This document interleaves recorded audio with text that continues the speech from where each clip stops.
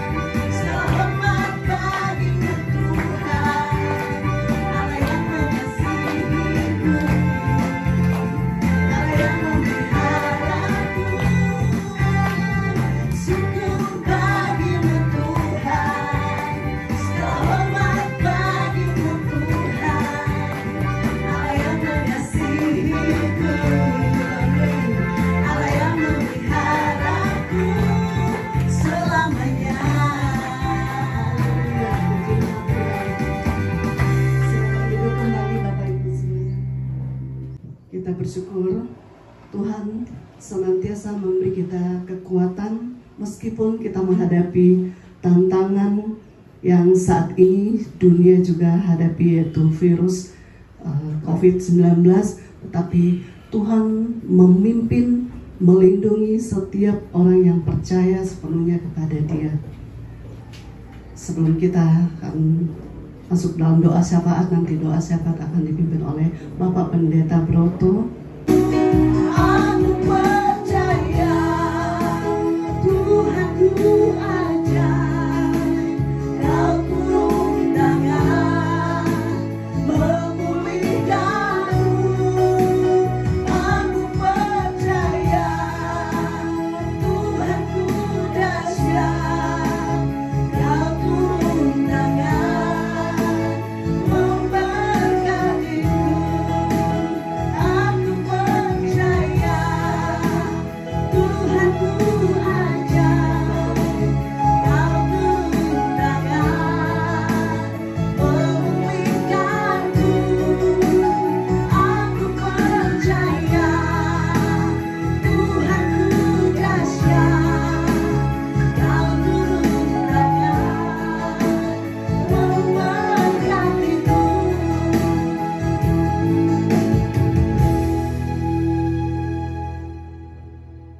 Benar ya Tuhan, tiada seperti Engkau, sehingga hati kami senantiasa percaya kepada-Mu.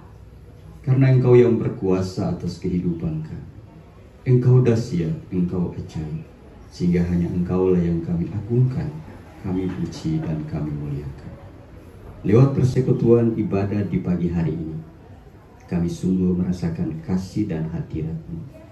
Kami boleh menikmati kuasa-Mu ya Tuhan, sehingga kami boleh menyembah, memuji dan memuliakan akan kebesaran. Saat ini Tuhan, kami sangat bersyukur, sekalipun di tengah-tengah suasana pandemi virus COVID-19 ini. Tapi kami bersyukur karena Engkau mengizinkan kami boleh ada lagi di hadapan hadirat-Mu untuk memuji dan memuliakan Engkau ya Tuhan. Terlebih sebentar juga kami akan dilawat oleh kuasa firman-Mu. Untuk itu ya Tuhan, pujian syukur senantiasa kami naikkan kepada-Mu. Di tengah-tengah ungkapan syukur kami Tuhan, kami juga tidak terlepas dari berbagai pergumulan hidup. Karena itu Tuhan, kami mau berseru kepada-Mu. Biarlah kiranya Tuhan terus menyertai akan keberadaan hidup kami semua, pribadi lepas pribadi, keluarga demi keluarga. Karena itu ya Tuhan, Engkau sungguh mengetahui juga akan keberadaan hidup kami. Kami hanya taruhkan ke dalam tuntunan kuasa-Mu. Jika saat ini Tuhan ada yang lemah tubuh karena sakit, mohon kiranya Engkau jamah, berikan kesembuhan, pemulihan sempurna bagi kehidupan yang sakit, sehingga mereka boleh mengalami kesembuhan hanya di dalam kuasa dan pertolongan Tuhan. Jika ada yang lemah, Tuhan kuatkan. Jika ada yang sedih, Tuhan hiburkan. Terima kasih ya Tuhan. Kami percaya kuasa-Mu senantiasa nyata di tengah-tengah ketidakberdayaan kami. Karena itu kami hanya bersandar sepenuhnya ke dalam tuntunan kasih-Mu Tuhan. Kami terus menyerahkan akan keberadaan kehidupan jemaat misi Manado Tuhan, di mana Engkau mengetahui akan keberadaan kami masing-masing dengan latar belakang kehidupan kami, baik sebagai pegawai negeri sipil, baik sebagai pengusaha, pegawai swasta, pegawai Polri, bahkan juga pengusaha yang lain, bahkan pekerja-pekerja lain, bahkan hamba-hamba Tuhan, di mana kami semua diperhadapkan dengan berbagai situasi, baik dalam pekerjaan kami, baik dalam kehidupan keluarga rumah tangga kami. Karena itu ya Tuhan, kami terus menyerahkan akan keberadaan hidup kami. Mohon kiranya Tuhan menyertai, anugerahkan hikmat kemampuan, kesehatan, kesabaran dan ketekunan, sehingga di tengah-tengah kami menghadapi berbagai pergumulan hidup, kami senantiasa dituntun oleh Tuhan. Kami diberi kekuatan dan kemampuan, sehingga kami boleh melewati berbagai situasi yang kami alami dalam hidup ini. Terima kasih ya Tuhan.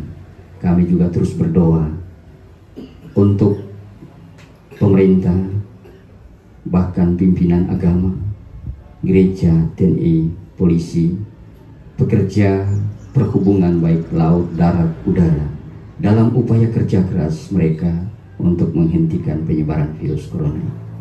Bahkan para dokter, perawat, dan petugas kesehatan lainnya dalam upaya menyembuhkan saudara-saudara yang kena virus, agar mereka dapat dengan kekuatan dari Tuhan boleh menyembuhkan yang menderita sakit corona, serta mereka dilindungi dari serangan virus corona. Kami juga terus menyerahkan seluruh warga masyarakat agar tidak terlalu tenggelam dalam ketakutan dan kekhawatiran, tetapi tetap tingkatkan kewaspadaan terus untuk mengikuti anjuran pemerintah. Terima kasih Tuhan, karena itu kami terus menyerahkan hari-hari kehidupan kami ke depan ini. Ada banyak hal yang tidak kami sempat sebutkan pada saat ini, tapi Engkau sungguh mengetahui akan keberadaan kami semua. Biarlah kiranya Tuhan terus menyertai dan memberkati. Kami juga terus berdoa untuk berbagai kegiatan dan program pelayanan, baik jemaat misi Manado, bahkan juga khusus Gereja Kemah Injil Indonesia, baik dari tingkat pusat, wilayah, bahkan daerah-daerah dan jemaat-jemaat lokal. Tuhan terus memberkati dan menyertai, sehingga semua program dapat realisasi dengan baik atas pertolongan Tuhan. Terima kasih Tuhan. Sebentar kami juga akan dilawat oleh kebenaran firman-Mu, hamba-Mu yang telah Engkau persiapkan untuk menyampaikan firman. Biarlah berkat kuasa urapan dari Tuhan akan melengkapi hamba-Mu, sehingga ketika kebenaran firman-Mu itu disampaikan, boleh menjawab akan kebutuhan iman dan rohani kami. Kami bersyukur juga Tuhan karena kami sudah diberkati lewat segala aktivitas kerja kami masing-masing. Sebagai wujud iman, kami juga telah mempersembahkan korban pemberian yang telah kami letakkan. Tuhan berkati sehingga itu dapat digunakan untuk kepentingan pelayanan pekerjaan Tuhan, khususnya dalam orientasi pelayanan Gereja Kemah Injil Indonesia Misi Manado. Ini menjadi doa dan syukur yang boleh kami naikkan bersama di pagi hari ini. Dalam nama Tuhan Yesus Kristus kami berdoa. Amin.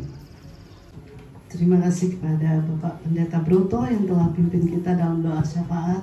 Tiba saatnya bagi kita untuk mendengar firman Tuhan.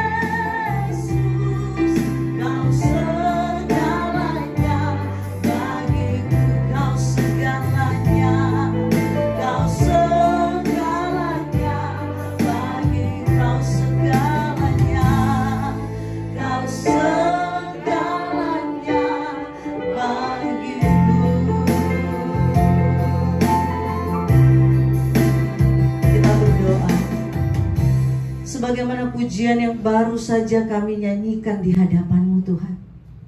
Sungguh Engkau berarti bagi kami. Sungguh Engkau segala-galanya di dalam hidup kami. Kami sadar bahwa siapapun diri kami membutuhkan-Mu.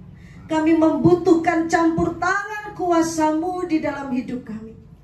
Kami membutuhkan tuntunan firman-Mu untuk mengarahkan kami, menuntun, memimpin kami hidup seturut kehendak-Mu. Karena itu Tuhan, kami rindu Engkau menyatakan lawatan-Mu bagi masing-masing kami saat ini. Baik kami yang hadir di tempat ini maupun kami yang sedang mengikuti via online.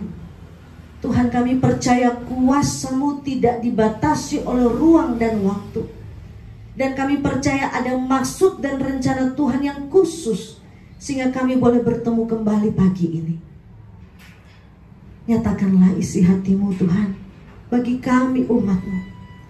Dan segala bentuk campur tangan kuasa roh jahat yang berusaha untuk mengganggu konsentrasi kami, yang berusaha untuk mencuri benih kebenaran firman Tuhan dari pemahaman kami, kami bersatu hati, kami tolak patahkan di dalam nama Yesus.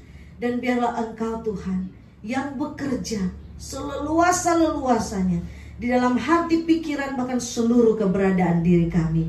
Demi Yesus Kristus Tuhan dan Juru Selamat kami yang hidup. Amin. Silakan duduk Bapak Ibu Saudara. Shalom.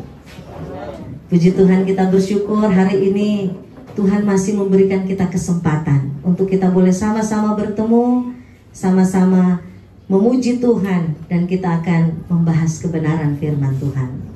Bapak Ibu Saudara yang dikasih diberkati Tuhan, Lukas pasalnya yang ke-8 ayat 40 sampai dengan ayatnya yang ke-56.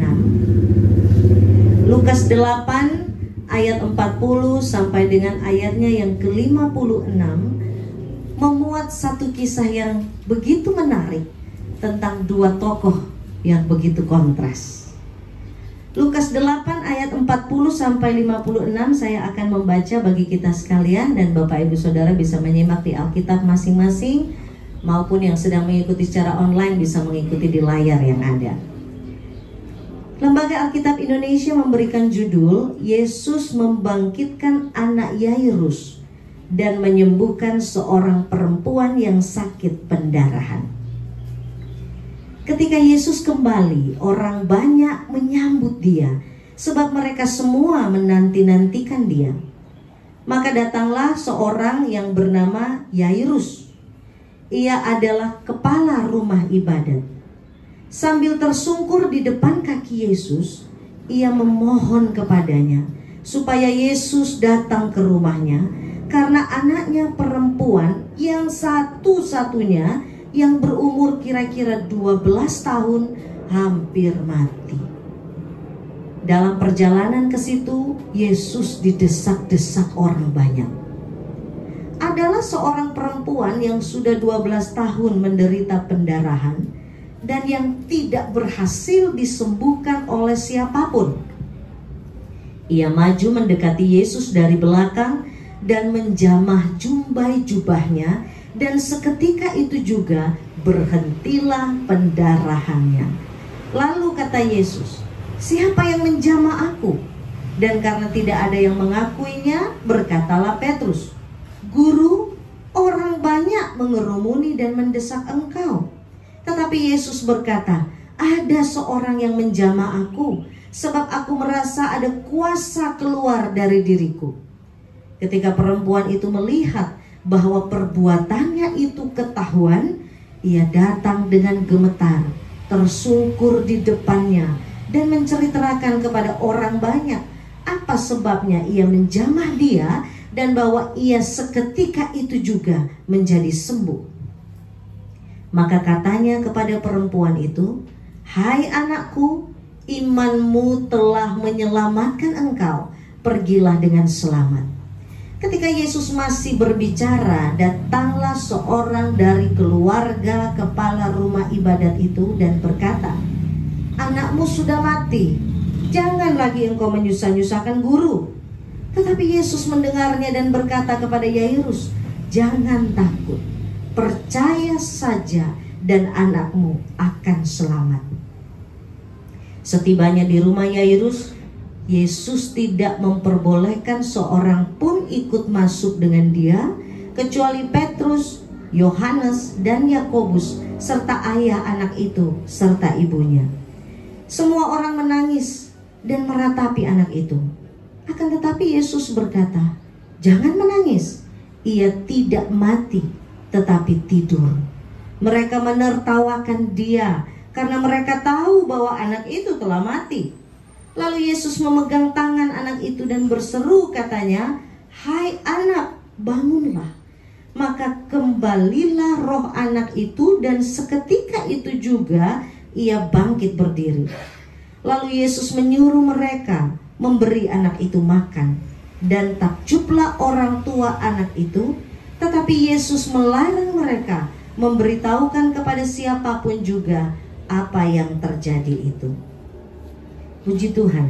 Bapak Ibu Saudara yang dikasih diberkati Tuhan, diberkatilah setiap orang yang membaca merenungkan firman Tuhan, terlebih melakukannya. Dalam satu perikop ada dua tokoh yang disebutkan di sini dan sama-sama mengalami pertolongan Tuhan. Mari kita lihat tokoh yang pertama, yaitu Yairus.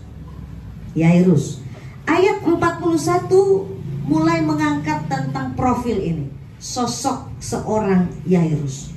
Datanglah seorang yang bernama Yairus. Ia adalah kepala rumah ibadat.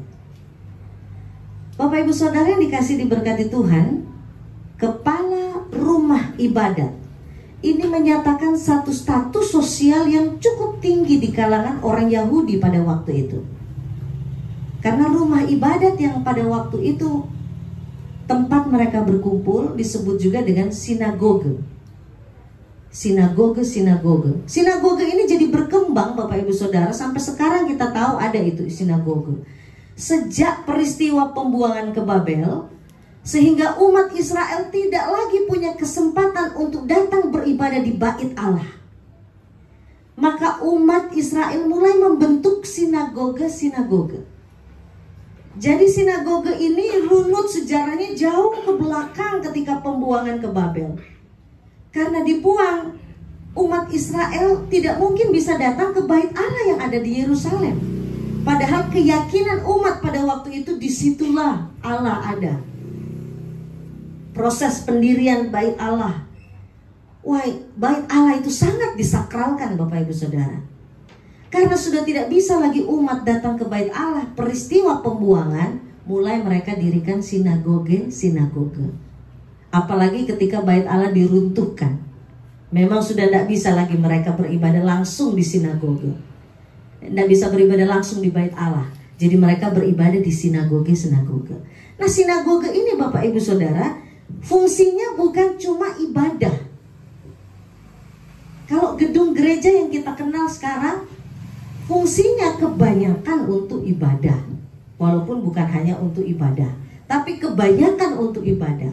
Sedangkan sinagoge dalam konteks umat Yahudi, fungsinya itu ada 3 Bapak Ibu Saudara. Fungsinya selain ibadah juga merupakan salah satu fungsi rumah ibadat atau sinagoge. Sinagoge ini juga punya fungsi pendidikan. Punya fungsi kehidupan umum masyarakat. Karena sinagoge ini bukan cuma setiap hari Sabat mereka kumpul di situ. Pada waktu hari Sabat, umat Israel asli datang di situ. Tapi hari-hari lainnya, Goyim atau bangsa-bangsa lain juga datang di situ untuk sama-sama mendapatkan pendidikan, pengetahuan, pengajaran. Jadi sinagoge ini berfungsi aktif selama seminggu penuh. Dalam sinagoge Bapak Ibu Saudara, masalah-masalah yang terjadi di masyarakat itu bisa juga dirumuskan, diputuskan, diselesaikan di sinagoge. Sehingga seorang kepala rumah ibadat fungsinya sangat krusial dalam sebuah komunitas sosial bangsa Yahudi. Karena dia bukan hanya memimpin kebaktian, dia mengawasi jalannya kebaktian itu sesuai dengan tradisi. Berjalan sesuai dengan tradisi, ini kepala rumah ibadat Petahu ini. Lalu dia juga yang menjadi penengah dalam suatu perkara. Jadi kalau misalnya dalam komunitas masyarakat itu ada masalah, kepala rumah ibadat ini yang berfungsi sebagai penengah di situ. Dan ketika ada pengunjung yang datang, kepala rumah ibadat ini juga ya memperkenalkan pengunjung itu kepada jemaat yang lain. Jadi secara status sosial Bapak Ibu Saudara, Yairus adalah seorang yang berpengaruh. Dia adalah seorang yang terpandang. Dia adalah seorang yang begitu diakui oleh masyarakat, secara khusus komunitas Israel pada waktu itu. Tapi ketika dia datang kepada Yesus, apa yang ia lakukan? Ayat 41 bagian B. Sambil tersungkur di depan kaki Yesus, ia memohon kepadanya. Bapak Ibu Saudara yang dikasih diberkati Tuhan, status sosialnya yang tinggi tidak menghalangi seorang Yairus untuk mau merendahkan diri di hadapan Yesus, memohon pertolongannya. Kalau mau pikir pada waktu itu orang banyak ada di sekitar Yesus. Ayat 40 katakan jelas, orang banyak menyambut dia sebab mereka semua menanti-nantikan dia. Bapak Ibu Saudara, mari kita bisa bayangkan adegan ini. Yesus datang, orang banyak berkumpul kerumuni Tuhan Yesus.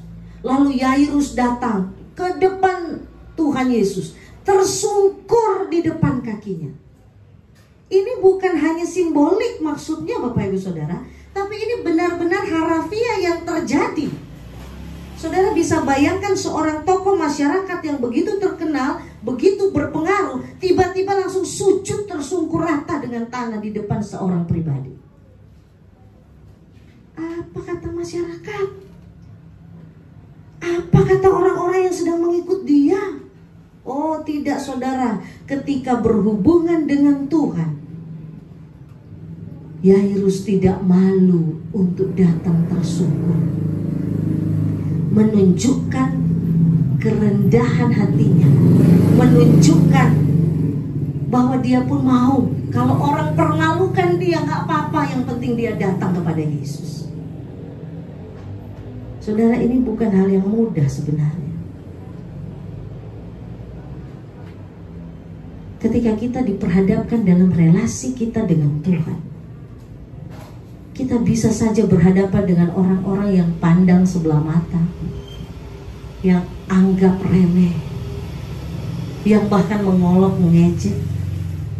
Tapi di sini akan terlihat bagaimana kualitas relasi kita dengan Tuhan. Bapak Ibu Saudara yang dikasih diberkati Tuhan, saya pernah mendengar satu kesaksian yang dialami oleh salah seorang pejabat. Dia kepala di sebuah instansi, direktur, bahkan dikatakan di situ orang pemerintahan. Saya tidak sebutkan namanya, jabatannya. Jadi dia ada dalam satu posisi pimpinan di satu instansi yang besar milik pemerintah. Lalu dia dapat telepon dari pusat, Pak, Bapak akan dapat promosi. Bapak akan dapat promosi, Pak. Oh ya, jadi bagaimana ini teknisnya? Cuma ada satu saja, Pak, kendalanya ini. Oh, bilang aja Pak, tidak apa-apa, bilang aja, sampaikan saja. Kendalanya itu Pak, nama Bapak dirubah toh Pak. Namanya Bapak ini, Bapak Ibu Saudara, sangat berbau Kristiani. Namanya dirubah toh Pak. Kalau namanya dirubah, promosi itu pasti jadi milik Bapak. Jabatan yang lebih tinggi itu pasti jadi punyanya Bapak. Dia pertama nggak ngerti maksudnya apa ini. Dalam alur pembicaraan kemudian baru dia ngerti, oh ini masalah pengorbanan iman. Apakah saya tetap mau percaya Tuhan Yesus sekalipun akhirnya harus mengabaikan promosi yang bisa saya capai?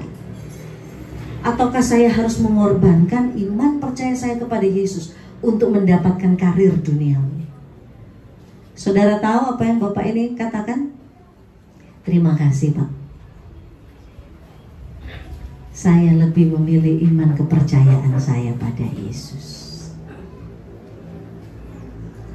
Saudara, ketika kita diperhadapkan dengan situasi-situasi, apa yang kita mau pilih? Kebenaran? Tapi konsekuensi melakukan kebenaran, kita mungkin dikucilkan, kita mungkin dianggap remeh, kita mungkin tidak mendapatkan posisi yang kita inginkan. Atau kita memilih untuk kompromi saja, mengabaikan kebenaran, dan akhirnya lewat dari berkat rohani yang Tuhan sediakan. Saudara, Yairus tidak peduli dengan status sosialnya, tidak peduli orang akan pandang seperti apa dia. Dia tersungkur di depan kaki Yesus.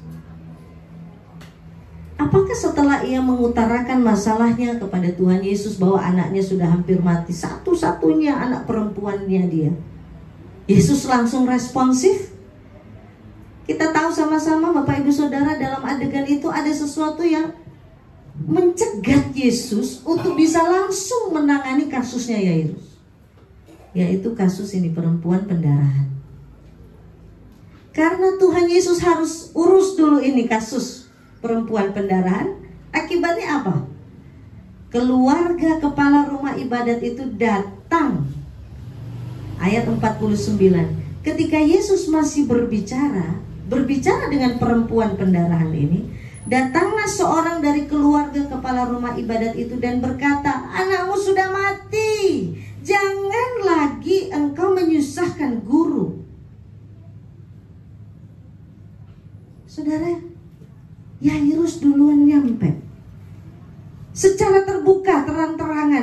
Yesus. Yairus lebih dulu mengutarakan pergumulannya kepada Tuhan Yesus. Tapi dia harus menanti. Karena ada interupsi. Saudara, kadang-kadang pertolongan Tuhan dalam hidup kita tidak kita dapatkan sesuai dengan waktu kita. Tuhan, saya maunya tanggal sekian Tuhan. Ini tolong Tuhan, tanggal sekian. Lewat, miss. Nggak jadi tanggal sekian. Kelihatannya terlambat bahkan. Ini keluarganya sudah datang. Sudah Jo, ngapain anak somati kasihan. Sudah Jo. Somati making apa le guru? Kelihatannya terlambat gara-gara ada satu interupsi.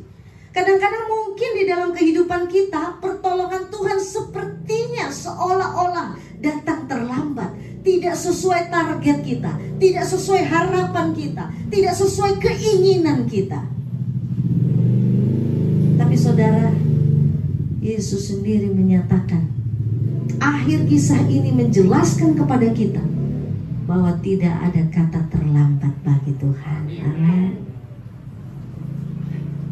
Pikiran kita manusia, kita pikir terlambat.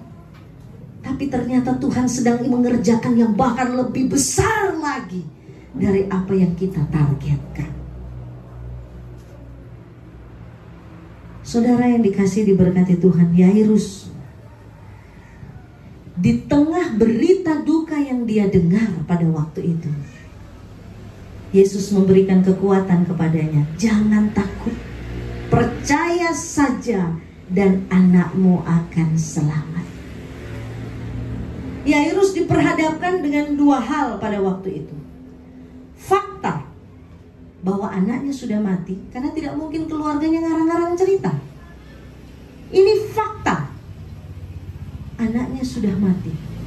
Lalu Yesus berkata, jangan takut, percaya saja, anakmu akan selamat. Saudara, Yairus diperhadapkan pada dua pilihan. Percaya fakta atau percaya kata Tuhan Yesus. Kata Tuhan Yesus ini bertentangan dengan fakta. Kok jangan takut, percaya saja anakmu akan selamat. Lawang faktanya anaknya sudah mati. Apa yang Yairus lakukan, saudara? Kita tahu. Dia lebih memilih kepada apa kata Tuhan Yesus. Saudara, kadang-kadang fakta di depan Anda buruk sekali. Target studi belum tercapai. Target-target yang saudara harapkan belum saudara dapatkan. Dan fakta mengatakan, sudah jonya nak mudah pengana. Tapi kalau ada firman Tuhan yang datang padamu mengatakan dengan begitu jelas, jangan takut, percaya saja.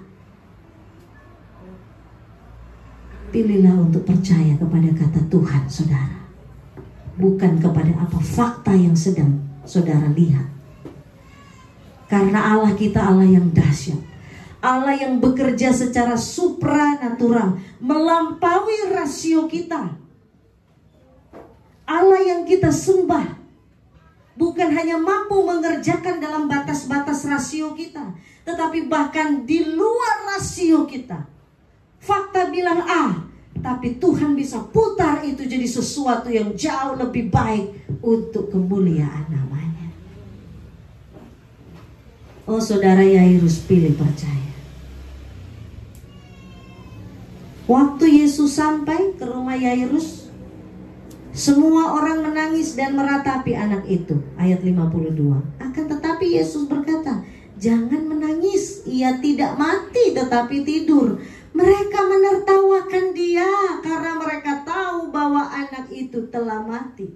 Saudara, ketika saudara lakukan sesuatu untuk pilih percaya kepada Tuhan, walaupun fakta bicara lain, orang bisa tertawakan saudara.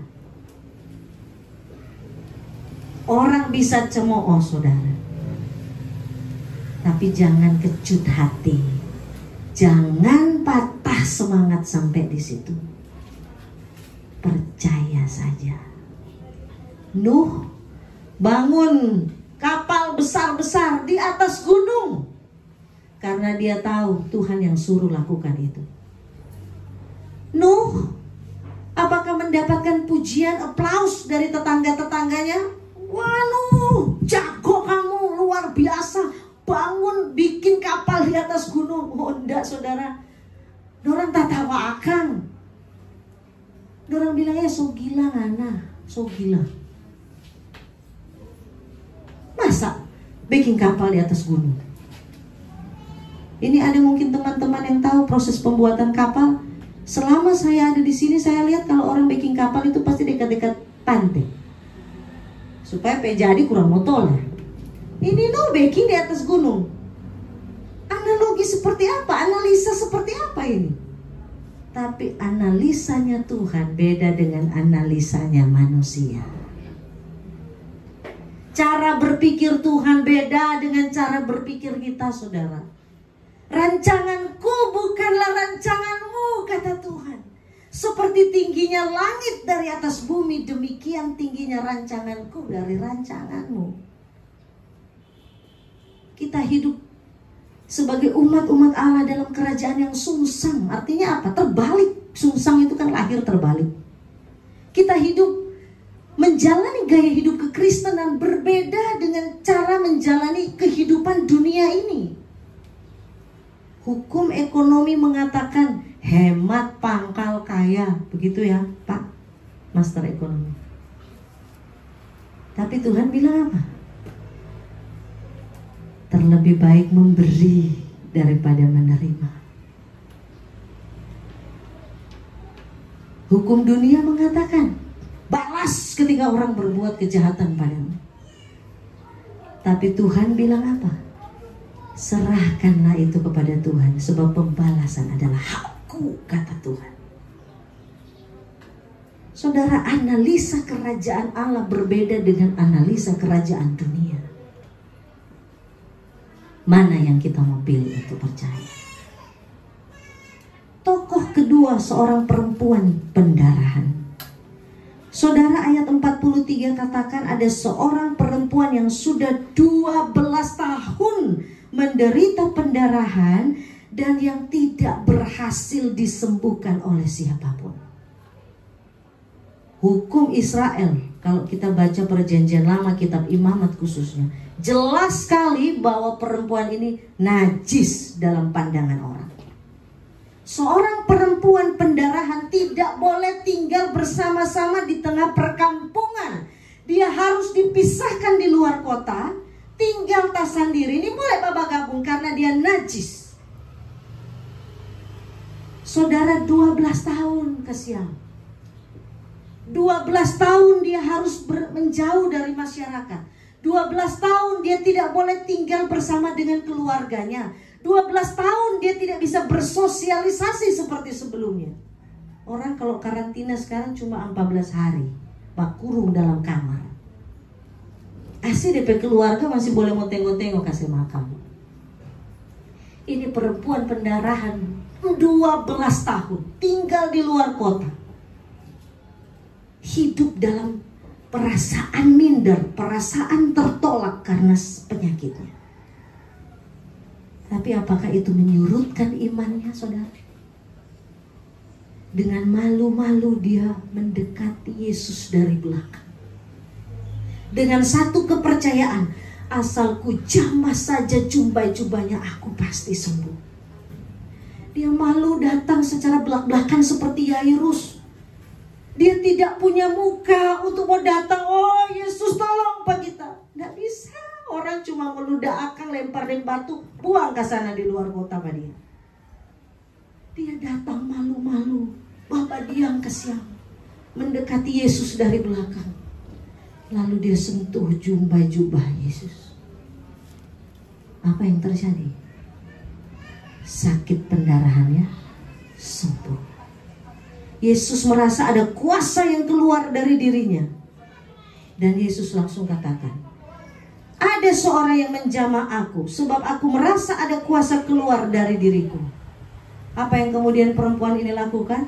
Dia akui. Ayat 47, ketika perempuan itu melihat bahwa perbuatannya itu ketahuan, ia datang dengan gemetar, tersungkur di depannya, menceritakan kepada orang banyak apa sebabnya ia menjamah dia, dan bahwa ia seketika itu juga menjadi sembuh. Ketika dia alami lawatan kuasa Allah, rasa malu yang selama ini menunggangi, membebani dirinya, diangkat. Akhirnya dia boleh datang tersungkur, gemetar, akui di hadapan Tuhan, akui bahwa dia alami kuasa Tuhan. Saudara, tidak ada seorang pun yang terlampau najis untuk datang kepada Tuhan. Apapun latar belakang masa lalu, apapun kegagalan-kegagalan yang sudah engkau lakukan di hadapan Tuhan. Mungkin engkau mendapatkan cemoohan dari masyarakat, dari keluarga, dari orang-orang di dekatmu. Engkau dikucilkan, engkau merasa jauh. Engkau merasa tidak layak datang kepada Tuhan. Karena engkau merasa terlampau najis, terlampau jahat. Saudara, Yesus tetap mau menerimamu. Tidak ada yang terlampau najis untuk datang ke hadapan tahta kasih karunia. Tangannya tetap terbuka, terulur, menantikan kita datang kepadanya. Saudara, yang menarik dalam perikop ini, dua tokoh dengan dua status sosial yang berbeda. Yang seorang Yairus, seorang yang berpengaruh, terpandang di masyarakat, kepala rumah ibadat. Yang seorang adalah perempuan yang sakit pendarahan 12 tahun, dianggap najis, dikucilkan oleh masyarakat.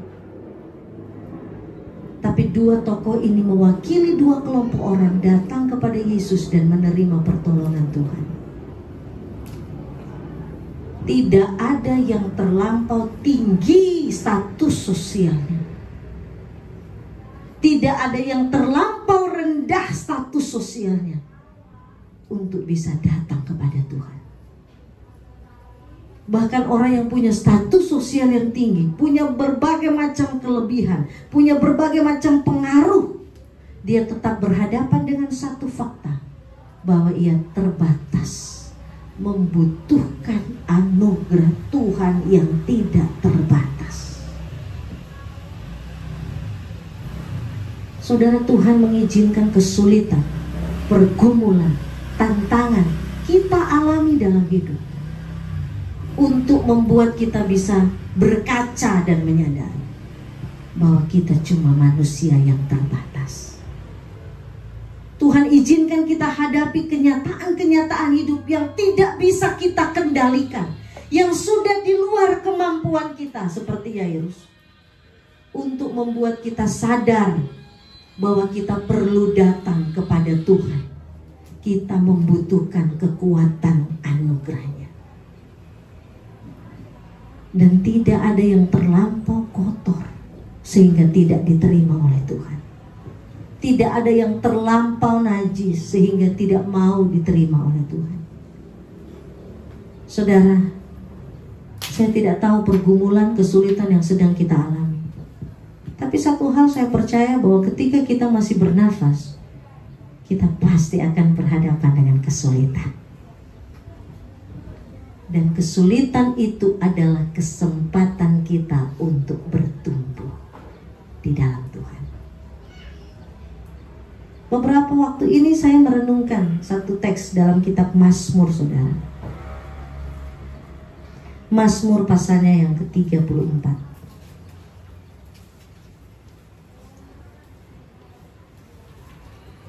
Menarik sekali Bapak Ibu Saudara kalau kita melihat, Mazmur 37 ayat 4 bagian A. Mazmur 37 ayat 4 bagian A. Bergembira karena Tuhan. Bergembira karena Tuhan. Oh saudara, Yairus dan seorang perempuan yang pendarahan datang berharap kepada Tuhan, sepenuhnya menaruh keyakinan, percaya, sumber sukacitanya pada Tuhan. totally surrender. Tapi bagaimana kehidupan kita sebagai pengikut Kristus masa kini? Apakah kita sudah sungguh-sungguh berserah dan mau menggantungkan sumber kegembiraan kita hanya kepada Tuhan? Kesulitan-kesulitan dalam hidup membuat kita melihat diri kita. Apakah kita sedang bergembira karena Tuhan? Atau kita sedang bergembira karena prestasi yang kita bisa capai? Apakah kita bergembira karena Tuhan? Atau kita bergembira karena jumlah rekening di bank? Apakah kita bergembira karena Tuhan? Atau kita bergembira ketika orang tua telepon lalu bilang sudah transfer? Apakah kita bergembira karena Tuhan? Atau pada hal-hal yang bisa kita genggam? Ketika kesulitan Tuhan izinkan kita alami, di situ akan nampak kualitas iman kita, kualitas sukacita kita itu ada di mana. Apakah kita hanya akan bergembira ketika target tercapai? Atau bahkan ketika target tidak tercapai kita masih tetap bisa berkata, terima kasih Tuhan, target saya tidak tercapai, tapi saya percaya Tuhan punya target yang lebih baik dari itu. Saudara, bergembira karena Tuhan hanya bisa kita alami ketika keadaan hidup sulit, keadaan hidup tidak sesuai harapan, keadaan hidup tidak sesuai dengan impian kita. Tapi Tuhan mau kita sungguh-sungguh bergembira hanya karenanya, berharap hanya kepadanya, bergantung hanya kepadanya. Apapun status sosial kita, apapun pandangan orang tentang kita, Tuhan mau jadikan dia sebagai satu-satunya sumber dalam segala sesuatu yang kita harapkan, kita gantungkan hanya kepadanya. Mari kita saat teduh sejenak. Pagi ini mari kita pribadi lepas pribadi berkata secara jujur kepada Tuhan. Ini kami Tuhan.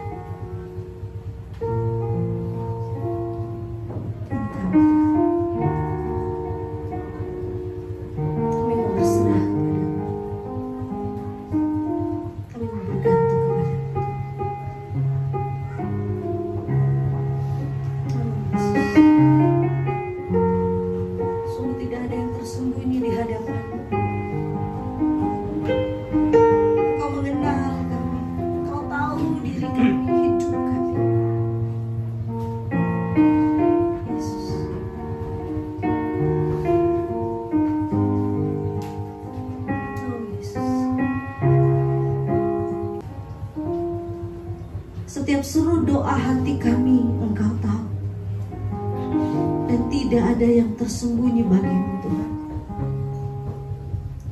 Oh Tuhan, kami bersyukur untuk kebenaran firman-Mu yang boleh mengajar kami kembali pagi ini. Pengalaman Yairus, pengalaman seorang perempuan pendarahan, Tuhan ajar kami itu tetap berserah kepadamu. Tolong kami itu tetap bergantung kepadamu, untuk menjadikanmu sebagai satu-satunya yang utama di dalam hidup kami. Yesus, Yesus, kami sadar kami seringkali jatuh, gagal. Oh Tuhan, ampuni kami, angkat kembali kami, bangkitkanlah kami untuk boleh menjadi umat-Mu yang tetap bergantung hanya kepadamu, berharap hanya kepadamu, bersukacita hanya karenamu. Percaya penuh bahwa Engkau mengontrol segala sesuatu yang terjadi dalam hidup kami. Percaya penuh bahwa tidak ada rancangan-Mu yang gagal, sekalipun rencana kami bisa gagal. Percaya penuh bahwa apapun fakta kehidupan yang sedang kami alami, ada rancangan damai sejahtera-Mu yang Engkau siapkan bagi kami yang percaya kepadamu. Ini kami Tuhan, ini kami Tuhan. Kami bawa hidup kami hanya kepadamu. Selidiki aku Tuhan, lihat hatiku, Sebab hanya Engkau yang paling mengenal kami. Engkau yang paling tahu hati kami, batin kami. Tidak ada yang tersembunyi. Yesus, oh Yesus, terima kasih Tuhan untuk firman. Terima kasih Tuhan. Mari bangkit berdiri saudara. Sekali lagi, lebih sungguh lagi katakan, selidiki aku, lihat hatiku, apakah Kau sungguh mengasihimu. Yesus, Kau yang Maha tahu dan bernilai hidupku. Tak ada yang tersembunyi bagi telah kulihat. Telah kulihat kebaikan-Mu yang tak pernah habis di hidupku. Berjuang sampai akhirnya, Kau dapati aku tetap setia. Telah kulihat kebaikan-Mu yang tak pernah habis di hidupku. Berjuang sampai akhirnya, Kau dapati aku tetap setia. Terima kasih untuk firman-Mu Tuhan. Terima kasih untuk rancangan damai sejahtera-Mu bagi kami Tuhan. Terima kasih untuk darah Yesus yang tercurah di kayu salib bagi kami, sehingga kami boleh dilayakkan untuk menerima kasih karunia demi kasih karunia. Kami dilayakkan untuk datang kepadamu, menerima pertolongan kami tepat pada waktunya. Terima kasih Tuhan, karena sungguh banyak yang telah Engkau perbuat dalam hidup kami. Tak bisa kami selami rancangan-Mu dalam hidup kami. Namun tolong kami, kuatkan kami, teguhkan kami untuk terus berjuang dalam perjalanan iman kami di dunia ini. Dan kami boleh tetap setia karena pertolongan-Mu, karunia Roh Kudus yang Engkau nyatakan di dalam hidup kami. Bapa, kalau sebentar kami akan kembali ke tempat kami masing-masing, berpisah satu dengan yang lain dari tempat ini. Namun kami percaya kasih setia-Mu tetap nyata di dalam setiap kami yang percaya kepada-Mu. Jemaat yang dikasihi dan diberkati, pulanglah, kembalilah dalam setiap tugas tanggung jawab yang Tuhan percayakan kepadamu, dan terimalah berkatnya. Kasih karunia dari Allah Bapa Pencipta semesta yang dinyatakan melalui pengorbanan sempurna Yesus Kristus di kayu salib, dan pemeteraian Roh Kudus menyertai kita semua dari saat ini sampai Tuhan Yesus datang kembali. Puji Allah. Puji